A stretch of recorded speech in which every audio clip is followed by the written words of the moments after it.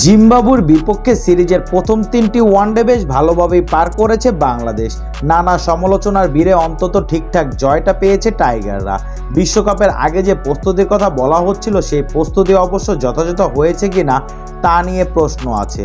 Top অর্ডারে bat হাতে ভুগেছে লিটন কুমার দাস ও নাজমুল হোসেন শান্ত। আবার ব্যাট হাতে টি-20 রানও তুলতে ব্যর্থ হয়েছে টাইগার ব্যাটাররা।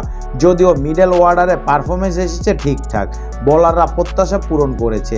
এরপর অবশ্য স্কোয়াডে এসেছে পরিবর্তন। সিরিজের শেষ 2 ম্যাচের জন্য ঘোষণা করা দলে ঢুকেছে 3 ক্রিকেটার।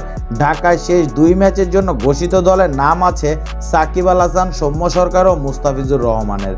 3 ক্রিকেটারের দলে অন্তর্ভুক্তি হয় চলতি সিরিজ থেকে ছিটকে গেছে পারভেজ হোসেন ইমন, আফিফ হোসেন ধ্রুব ও শরীফুল ইসলাম। এর মধ্যে শরীফুলকে বিশ্রাম দেওয়ার কথা জানিয়েছে বিসিবি। বাকি 2 ক্রিকেটার স্কোয়াডে থাকলেও সিরিজের কোনো ম্যাচ তাদের খেলা হয়নি।